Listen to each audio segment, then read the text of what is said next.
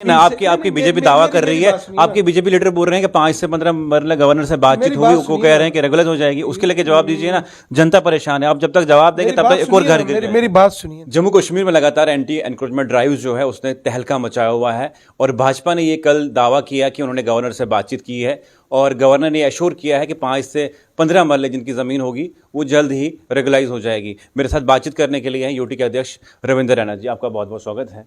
आपके कार्यकाल में यानी कि आपकी केंद्र में सरकार है और गवर्नर केंद्र के होते हैं, तो ये क्या सब हो रहा है जम्मू कश्मीर में? लगातार आपने इलेक्शन करवाने थे, आप तो बिल्डोजर लेके चले गए।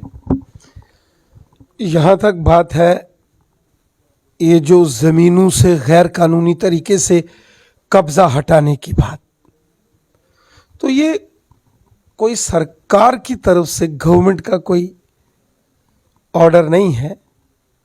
ऑनरेबल हाई कोर्ट जो हमारी बड़ी अदालत है, पहले उसने फैसला दिया,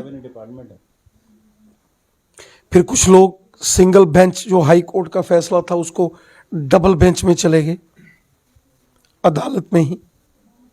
फिर जब वहां भी लोग मुतमिन नहीं हुए, लोग सुप्रीम कोर्ट में चले गए। तो जब सुप्रीम कोर्ट की भी जजमेंट आ गई कि जहां गैर कानूनी तरीके से बड़े पैमाने पर लोगों ने सैकड़ों हजारों कनाल अगर गलत तरीके से किसी ने कब्जा की है तो उसको छुड़वाने की बात है। अब आप देखिए, यहां तक किसी के पास 2 कनाल, 4 कनाल, 5 कनाल जमीन है, गांव में है, कोई गरीब मजदूर किसान है या मिडिल क्लास फैमिली से वाबस्ता है, उसके साथ छेड़खानी नहीं होनी चाहिए। अगर कोई मेहनत करके इस सवाल सुनिए ना, आपकी बीजेपी दावा कर रही है, आपके बीजेपी लीडर बोल रहे हैं कि 5 से 15 मरला गवर्नर से बातचीत होगी, वो कह रहे हैं कि रेगुलर हो जाएगी। उसके लेके जवाब दीजिए ना, जनता परेशान है। आप जब तक जवाब देंगे तब तक एक और घर गिर मेरी बात सुनिए ना, तब तक एक और घर गिर जाएगा ना। देखिए,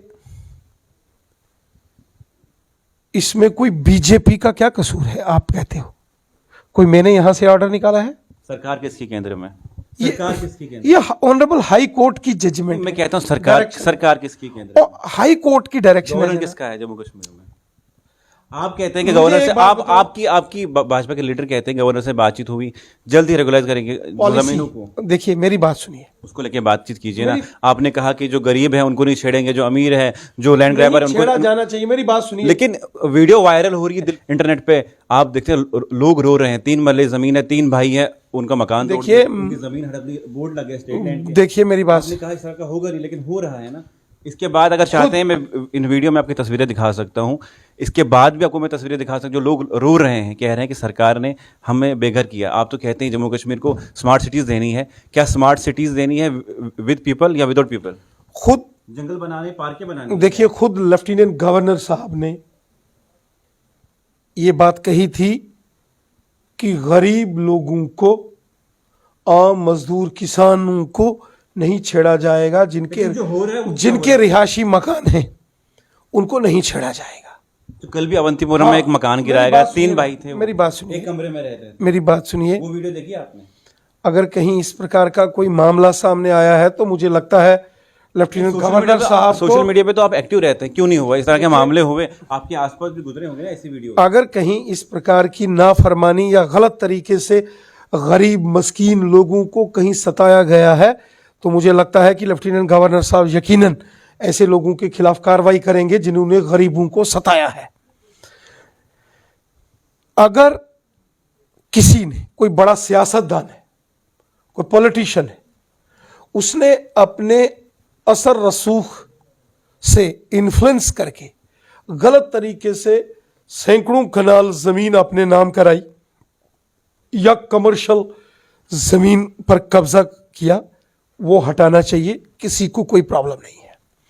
अगर कोई सरकारी बाबू है, कोई पुराना डीसी है, डिबकॉम है, कमिश्नर सेक्रेटरी है, कोई पुलिस के बड़े ऑफिसर्स हैं या बड़े बड़े लैंड माफियाज हैं, उन्होंने अगर गलत तरीके से कहीं ज़मीनों को कब्जा किया है, सरकारी ज़मीनों को, घास चराई को, या गरीब लोगों की ज़मीनें कहीं कब्जा की गई हैं, वो छुड़वानी चाहिए, उसके लिए सारी दुनिया सहमत है। लेकिन गरीब का आशियाना नहीं टूटना चाहिए। अब मुझे गरीब अब मुझे का अब घर मुझे अब बर्बाद मुझे नहीं ये होना बताइए कि इस टाइम मैंने आपसे बातचीत की, जो गरीबों के घरों पे बिल्डोजर चल रहा है, जो गरीबों के घरों पे बिल्डोजर चल रहा है, उनके लिए क्या कहेंगे? जो रेवेन्यू ऑफिशियल्स है जो इस तरह की चीजें, गरीब का घर, आपने पहले भी इंटरव्यू दिया था, उसमें कहा था कि आपने जनाब देखिए, गरीब का घर नहीं टूटना चाहिए, घर किसी का भी नहीं टूटना चाहिए। जो किसी का आशियाना है वो नहीं टूटना चाहिए। गरीब के पास अगर गांव में कहीं 2-4 कनाल 5 कनाल जमीन है और उससे मेहनत करके वो अपने जिंदगी का गुजर बसर करता है, अब मुझे बताइए कि उसको नहीं छेड़ना आपकी चाहिए। LG से और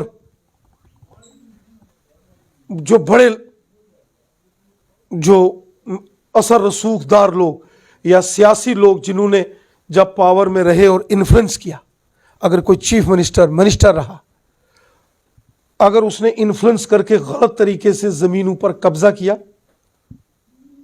वो जमीनें छुड़ानी चाहिए। अगर बड़े बड़े लैंड माफियाज ने गलत तरीके से सरकारी जमीन, घास चराई की जमीन, गरीबों की जमीन नाजायज तरीके से कब्जा की, वो छुड़ा के गरीबों को देनी चाहिए। और अगर कहीं बड़े बड़े बाबू लोग, चाहे डीसी, डिपकॉम या सेक्रेटरीज हों या पुलिस के बड़े लोग हों, उनमें से अगर कहीं किसी ने गलत तरीके से अपनी पावर का नाजायज इस्तेमाल करते हुए गलत तरीके से जमीनें कब्जा की हैं, वो छुड़वानी चाहिए। लेकिन गरीब के आशियाने को नहीं। सवाल ये है कि बर्बाद करना कि आपकी बातचीत लेफ्टिनेंट गवर्नर से हुई इस बारे में? जी, मेरी गवर्नर साहब से बात हुई थी और गवर्नर साहब का बयान आया था कि गरीबों से नहीं छेड़खानी की जाएगी। जो छेड़खानी हुई गरीबों से, क्या उनको कुछ मुआवजा मिलेगा जिनका मैं मकान तो तोड़ा कहता हूं, अगर गलत तरीके से कहीं किसी गरीब को नुकसान हुआ है तो वो अधिकारी जिन्होंने ऐसा किया है वो नहीं बचने चाहिए, क्योंकि खुद एलजी साहब ने कहा था कि गरीब के मकान को कोई हाथ नहीं लगाएगा।